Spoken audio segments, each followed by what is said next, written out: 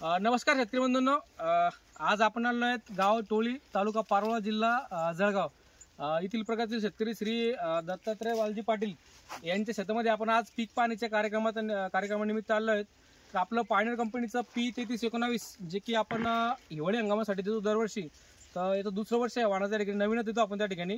तर या वाणाचे काही गुणधर्म आहे त्या ठिकाणी, आणि इथील जे की प्रगतशील शेतकरी पिंपरीचे असतील, त्या ठिकाणी टोळीचे असतील, त्यांनी पण त्या ठिकाणी वाण लाईव्ह त्या ठिकाणी बघितलेलं आहे. तर आपण त्यांचा पण अनुभव जाणून घेऊया, आणि तुम्ही पण बघू शकता या ठिकाणी ही वाण तुम्हाला कसं वाटतं या ठिकाणी, जे की फेसबुकद्वारे किंवा आपण व्हिडिओद्वारे त्या ठिकाणी बघू शकता. तर मी जे की आपले प्रगतशील शेतकरी ते त्यांनी या वाणाची जी लागवड केली त्यांना समोर थोडं तुमचा परिचय करून द्या, नाव, नंबर, मोबाईल नंबर वगैरे. नमस्कार, मी दत्तात्रय वालजी पाटील, मुक्काम पोस्ट टोळी, तालुका पारोळा, जिल्हा जळगाव. माझा मोबाईल नंबर आहे 97 63 45 04 39. मी पायनर कंपनीचं P3319 हे वाणाची लागवड केलेली आहे. तर तुम्हाला वाण कसं वाटलं, त्याचं काय चांगलं काय वाटलं तुम्हाला वाणाचं?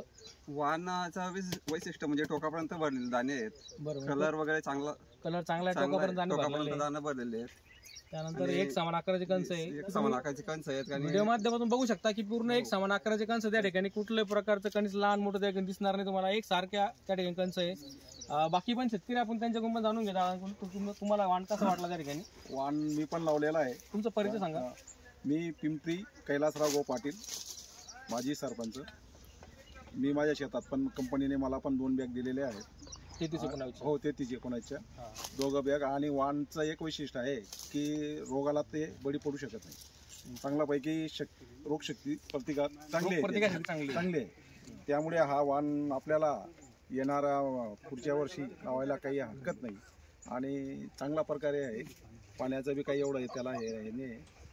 तेच की तुम्ही बघू शकता की त्यांचं दादांचं म्हणणं तेच की ह्या 3319 वाणाचं गुणधर्म काय आहे की याची रोग प्रतिकारशक्ती खूप चांगली त्या ठिकाणी, कुठल्या प्रकारचं त्या ठिकाणी तुम्हाला अळीचा अटॅक दिसणार नाही, किंवा इतर रोग त्या ठिकाणी तुम्हाला एकदम कमी प्रमाणात किंवा नाहीच्या बरोबर त्या ठिकाणी. दुसरं त्याचं एक समान आकाराचे कंस आहे, दाण्याचा कलर पण नारंगी कलरचा त्या ठिकाणी, दाणा पण मोठा आहे त्या ठिकाणी, बिट्टी पण त्या ठिकाणी त्याची बारीक आहे आतमधली.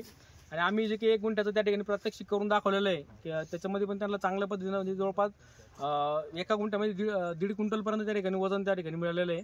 आणि आणखीन जेव्हा हे मक्का काढतील त्यावेळेस तर आपल्याला त्यांची पावती पण शेअर करणार आहे की त्यांना ॲक्च्युअल उत्पन्न किती निघालेलं आहे. तर एकंदरीत हा मक्का जो सर्व गुण संपन्न मक्का आहे. तुम्हाला जर येणारा खरीप जे की येणारा जो की रब्बी हंगाम आहे 2025 मधला हिवाळी हंगाम, त्या हंगामात जर वाणाची लागवड नक्की करा, वाणाची लागवड. धन्यवाद.